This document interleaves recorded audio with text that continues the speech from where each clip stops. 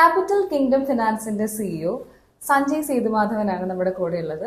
നമ്മുടെ ഓഡിയൻസിന് എന്തായാലും ഇതിന്റെ കുറെ കൂടുതൽ വിശേഷങ്ങൾ ലൈക്ക് ക്യാപിറ്റൽ കിങ്ഡം ഫിനാൻസിന്റെ സർവീസസും അതുപോലെ തന്നെ സഞ്ജയ് സാറിന്റെ പ്രൊഫൈലും അറിയാനായിട്ട് ഒരു ക്യൂരിയോസിറ്റി ഉണ്ടാവും. അപ്പൊ അതൊന്നും നമ്മുടെ ഓഡിയൻസിന് വേണ്ടി. Yes, good afternoon. ഞാൻ ആക്ച്വലി ബാങ്കിങ് ഫീൽഡിൽ പാസ്റ്റ് 17 years ആയിട്ട് ബാങ്കിങ് ഫീൽഡിലുണ്ട്.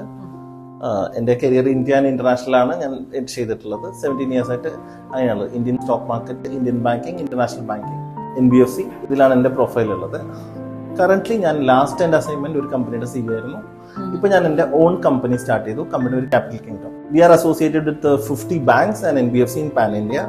നമ്മുടെ ആക്ടിവിറ്റീസ് എന്തൊക്കെയാണെന്ന് വെച്ചാൽ ഫണ്ടിങ് ആണ് നമ്മുടെ ആക്ടിവിറ്റി, പ്രോജക്ട് ഫണ്ടിങ്, അതുപോലെ personal loan, business loans. Sir ഇപ്പൊ പറഞ്ഞത് എനിക്ക് തോന്നുന്നു യൂഷ്വലി കേട്ടോണ്ടിരിക്കുന്ന ഒരു ആശയത്തിൽ നിന്നും കുറച്ചും കൂടി ഒരു നോവൽ ആയിട്ടുള്ള ഒരു കൺസെപ്റ്റ് ആണ്, അല്ലെങ്കിൽ ഒരു പുതുമ തോന്നുന്നുണ്ട്.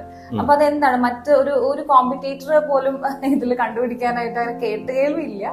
എന്തൊക്കെയാണ് ഈ ഒരു സർവീസ്? ആക്ച്വലി കോമ്പറ്റേറ്റർ ഉണ്ട് ഇതിൽ. നിങ്ങൾക്ക് വളരെ ജെന്യൂൻ ആയിട്ട് നോക്കാൻ നിങ്ങൾ പൈസ ബസാർ, ആൻഡ്രോമേഡ, ഇതൊക്കെ നമ്മുടെ കോമ്പറ്റേറ്റർ ആയിട്ട് വരും.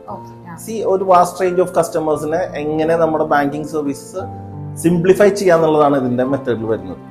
ഓഫ് കോഴ്സ് നിങ്ങൾ ബാങ്കിൽ പോകാനുള്ള മടി കാര്യങ്ങളെല്ലാം നമുക്ക് ഇവിടെ ക്ലിയർ ചെയ്യാൻ പറ്റും. നിങ്ങൾ 4 പേപ്പർ അയച്ചു വരുമ്പോൾ നിങ്ങൾക്ക് ഫണ്ട് കിട്ടുന്നു.